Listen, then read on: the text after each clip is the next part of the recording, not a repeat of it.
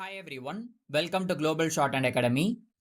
இந்த வீடியோவில் நாம் தமிழ் ஷார்ட் லெசன்ஸில் வர தனிக்குறி சொற்கள் பார்க்க போகிறோம். இது பார்ட் 7. இதில் நாம் பார்க்க போகிற ஃபர்ஸ்ட் வார்த்தை பெயர்.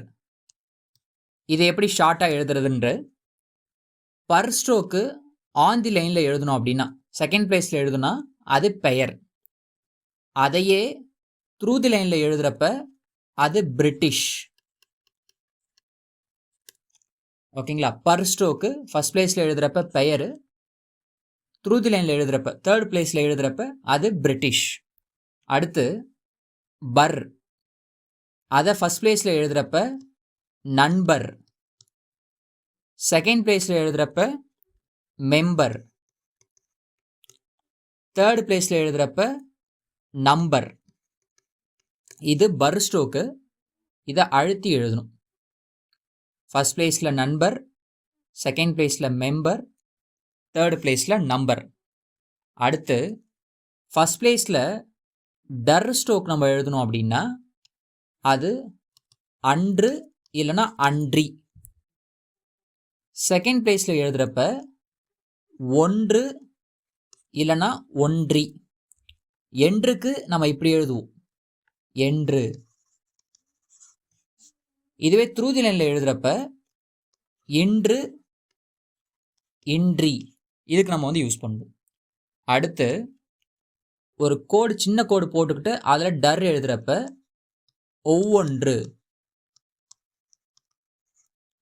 ஃபர்ஸ்ட் பிளேஸில் கர் எழுதுகிறப்ப காரிய. அதையே செகண்ட் பிளேஸில் எழுதுகிறப்ப கோரி. நர் செகண்ட் பிளேஸில் எழுதுகிறப்ப கோட்டுக்கு மேலே நிர்வாக, நிர்வாகி. இப்படி படிக்கலாம். அதிலே எம் சேர்க்கிறப்ப நிர்வாகம். அப்படி நம்ம படிக்கலாம். அடுத்து ஃபர்ஸ்ட் பிளேஸில் மர் எழுதுனா மறுபடி. அதையே ஆன் தி லைனில் எழுதுகிறப்ப செகண்ட் பிளேஸில் எழுதுகிறப்ப மேற்படி. அடுத்து ஃபர்ஸ்ட் பிளேஸில் தர் எழுதுனா அது ஆதரவு, ஆதார, ஆதரி. இந்த மாதிரி இடத்துக்கு ஏற்ற மாதிரி நம்ம எடுத்துக்கலாம். ஆதரவு, ஆதார, ஆதரி. அதே செகண்ட் பிளேஸில் எழுதுகிறப்ப திரு.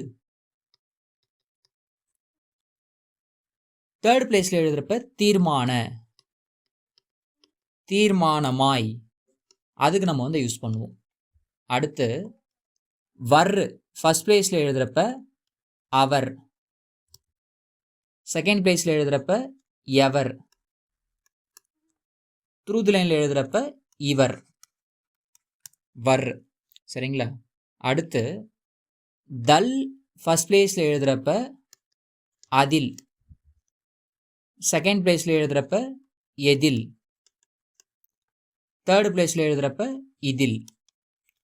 புக்கில் உங்களுக்கு அவர், அதில் மட்டும் தான் கொடுத்துருப்பாங்க. இது நம்மளா கன்சிடர் பண்ணிக்கிறது. அடுத்து ஃபர்ஸ்ட் பிளேஸில் பல் எழுதுனா பல.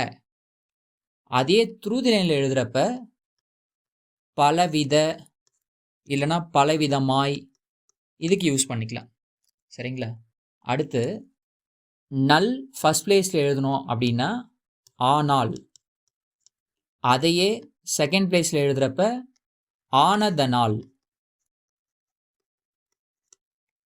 அடுத்து ஒரு கோடு போட்டு, கோடு போட்டு அதில் நம் எழுதணும் அப்படின்னா 3 சுழினா உதாரணம்.